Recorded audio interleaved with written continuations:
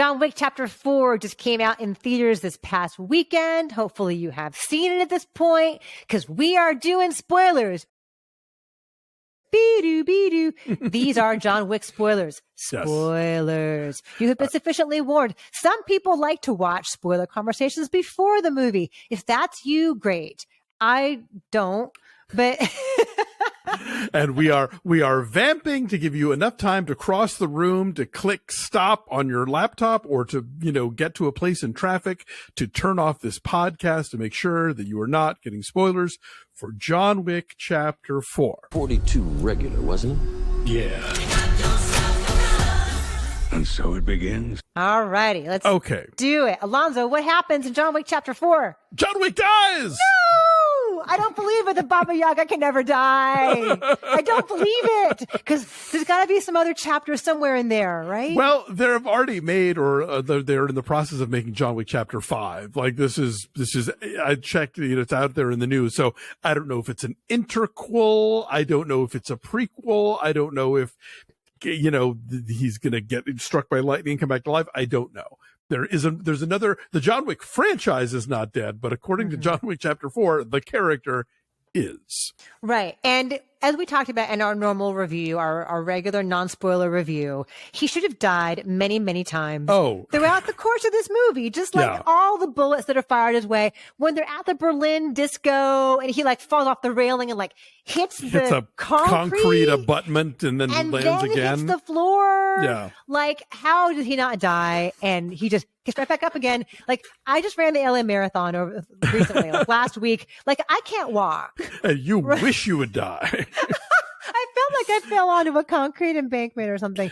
But it's how does he get? He's older than me. He falls down those steps in Paris over and over again. Come on, dude, your neck should be broken several times. And I know that several people in our comments said he's a Baba Yaga. We've established that he's supernatural and he's infallible, which to me kind of depleted it of stakes in a lot of those big action sequences. If that's true, that he's boring. Right. If everybody can come at him and they can't do anything to him with bullets or knives or their fists or their feet or whatever, then where is the tension? He seems just invincible. It's when I was a kid, and I don't know if you're, how gendered your childhood role playing was, but it's very often where boys would be, cops and robbers or, Batman and the bad guy or whatever, playing war, and there was always that one guy who was you'd be I shot you. No, the bullet missed me. No, you always had some excuse of why he wasn't dead. That's John Wick in this fourth movie. It's come on already, man, drop dead.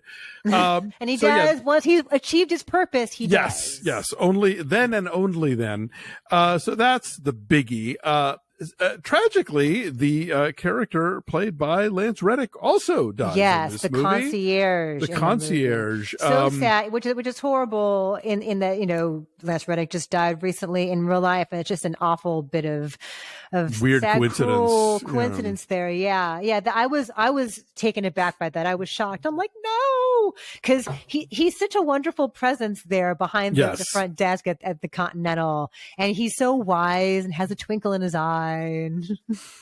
Yeah, you always want him around, and so it's sad to lose the character. Obviously, sad to lose the actor in real life as well. Yeah. What else? What are the? I mean, what? Well, there's a big showdown. There's a big showdown with the Marquis. Yes.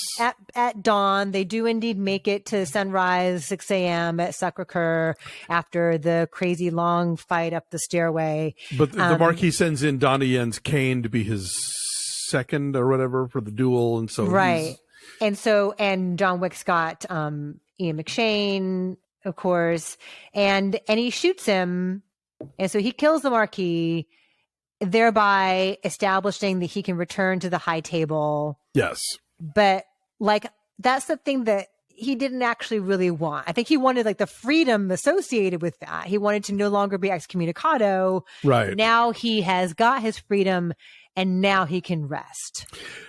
Right. And because to get to the duel, he had to sort of rejoin the crime family that he comes from. The Roma Ruska? the Romaruski, yeah, whatever. It's been a few weeks. Sorry, guys. Yeah, there's a lot of lore here that I don't entirely keep up with. You know, I have a hard enough time keeping up with, you know, who's an Avenger these days. Right. So he's got to go. It's basically all of these hoops to get to this duel. He's got to do the duel so that he can get back to the high table. He doesn't really want to be at the high table. He just doesn't want to be excommunicado. And so he achieves it and then dies. Right. So, you know, it's like that line that, I forget who plays him, but there's that character in Godard's Breathless who they ask him what his life's ambition is. And he says to become immortal and then die. Yeah, he has to like go and like go back to his people, and like brand his arm and to go and indoctrinate himself back in with them. Yeah. So now that we can talk about this, like, do you like this movie better with some distance and some retrospect? Like, how do you feel about John Wick 4? You know, it's, to me, when I think about it, it just feels like the entire experience was kind of numbing. You know, it's so long and it is so, he defies death to such a ludicrous extent, which again, I'm talking about going in knowing this was a John Wick movie. I'm not comparing it to anything else. Just by the standards set down by the first 3 John Wick movies, it gets a little ridiculous. And so, yeah, you're right. If he can't be harmed, if he can't die, then why is this interesting? Like, where's the risk? What are the stakes? You know? To me, I still appreciate it greatly just from a craft perspective. Oh, for sure. From an artistic perspective, Chaz Stahelski taking such great care with all of the fight choreography and like letting us really, really appreciate how complicated it is and how elaborate it is. So that always worked for me. But eventually, like when it's just hordes upon hordes of guys with guns in suits, or, you know, people coming at him to fight him in hand-to-hand combat, like, all right. I get it. You know, it's a lot of people that he has to fight off, and he does, and eventually he wins. I know that a lot of folks love this for the maximalism of it, you know, and I guess it seems kind of crazy that, and I know how much you loved Everything Everywhere, and this is a movie that just won Best Picture, but like that seems restrained. Yeah, by comparison. I mean, this is a franchise that's kind of built on the idea of over the top, and I think at some point, then, if you're going to keep making sequels and you have to keep upping the ante, you're going to knock the table over, you know? And so to me, it feels like to go from extreme to more extreme to more extreme to like, I don't even know what planet we're on anymore.